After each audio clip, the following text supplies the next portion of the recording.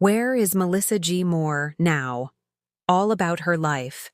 30 years after learning. Her dad was the Happy Face Killer. Melissa G. Moore's father was known as the Happy Face Killer and murdered at least 8 women between 1990 and 1995. Melissa G. Moore has spent her life coming to terms with the fact that her father was a stone-cold killer. As the daughter of Keith Hunter Jesperson, who came to be known as the Happy Face Killer, Moore spent her early years living under the same roof as the serial killer, unaware that her father secretly had a dark side. Moore's relationship with the convicted murderer will be brought to life in Paramount Plus's Happy Face, which is based on her podcast by the same name and premieres on March 20th. When Moore found out that her father had been arrested for murder when she was 16, her fond childhood memories of going camping and riding ATVs on her family's sprawling property in rural Washington were all tainted. His killing spree began in 1990, shortly after he and Moore's mother, Rose Hucka, divorced. Over the course of 5 years, Jesperson killed at least 8 women. It wasn't until he murdered his then-girlfriend, Julie Winningham, that authorities connected him to the series of horrific crimes. At just 16 years old, Moore struggled to see her father as a criminal. "I have memories of him playing with me, picking me up, spinning me around," Moore shared on the Oprah Winfrey Show in 2009. Then to see that he was a stone-cold killer, I can't fuse the two together. While Moore admitted that the denial was so thick for some time and that her father's crimes seemed like a fictional story, she has now used the situation as a way to help families of other notorious killers. "I'm okay and I have rebuilt my life. But my dad got a life sentence. I got a life sentence," Moore shared with Marie Claire in 2015. "I'm always going to be a daughter of a serial killer, and I have to choose how that's going to affect me. I'm always having to make that choice. Do I want to hide today, or do I want to live today?" So, where is Melissa G. Moore now? Here's everything to know about her life after discovering that her dad was the Happy Face Killer. Who is Melissa G. Moore? Jesperson and Hucka welcomed 2 daughters, including Moore, and a son during their marriage. Moore and her 2 siblings were raised in the countryside community of Toppenish Wash, and while the family sometimes struggled financially, Moore still has fond memories of her upbringing. Recalling her childhood on A&E's Monster in My Family in 2024, Moore said that as a little girl, she believed they were the average American family. She remembered riding her bike through her rural neighborhood with her father trailing not far behind, going on camping trips and riding an ATV around their farm property. "These were really good memories for me being out here in the country. I could smell the alfalfa still. I could hear the birds and hear the animal sounds, the horses, just like I did when I was a child. It makes me miss being a kid," Moore said while visiting her hometown during a 2015 interview on 2020. But Hucka began to suspect that her husband was cheating on her when women started calling their home asking for Jesperson. The couple eventually separated and then divorced in 1990. Hucka later took their 3 children to live in Spokane Wash with her parents. The family remained in Spokane for the rest of Moore's adolescence while her father worked as a truck driver. Just as Moore was entering the local high school, she learned of the double life her father was living on the road. Who is Keith Hunter Jesperson?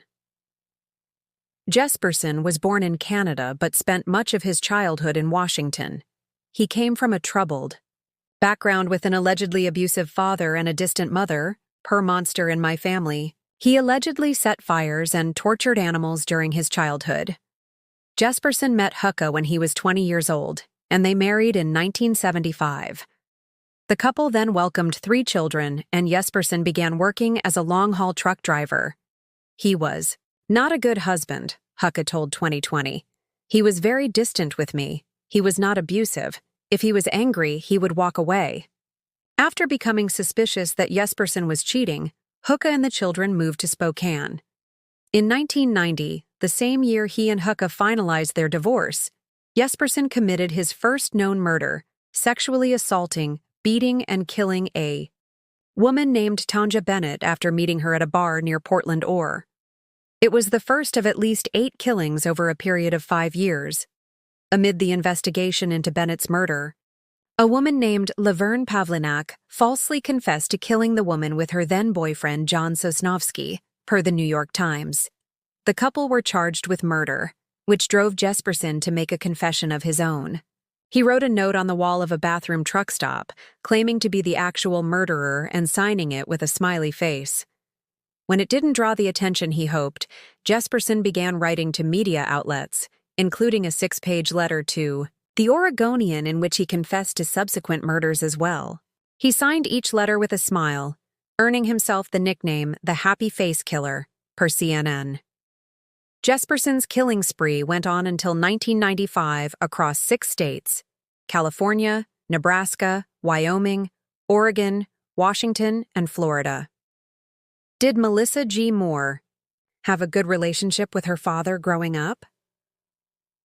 As a little girl, Moore recalled having a positive relationship with her father. She told 2020 that he never spanked or hit her, and they often spent time together when he was home from his trucking job. But as Moore grew older, she began to see glimpses of his dark side. On one occasion, Moore said she remembers her father hanging kittens by their tails from an outdoor clothesline. She claimed that he tortured the kittens until they died. Moore told 2020 that her father appeared to enjoy it, finding it funny to watch her grimace and be tortured by his actions. On another occasion, he allegedly broke the neck of a stray cat. I think I caught a glimpse of the sociopath, the part of him that felt in control over me and that he enjoyed it. I got the sense that there was another side to him, Moore shared in a 2010 interview with 2020. Moore's adolescence became one of walking on eggshells anytime she was around her allegedly chauvinistic, controlling, verbally abusive father. Moore told Marie Claire that she was often on edge, unsure of Jesperson's mood at any given time. Unbeknownst to Moore, Jesperson had begun his killing spree when he made visits to her and her siblings in Spokane after his divorce from Hooka. But in her gut, she knew there was something not right about her father. On the Oprah Winfrey Show, Moore said, "When I was around him, I felt this intense stomach-turning feeling." During his visits, Moore said that Jesperson told her an uncomfortable amount of information about his dating life, being incredibly explicit about his sexual relationships. In a 2014 piece penned for BBC News, Moore wrote that her father would leer at women in public and make lewd remarks. She wrote that he would even go into graphic detail about what it had been like sleeping with her mother.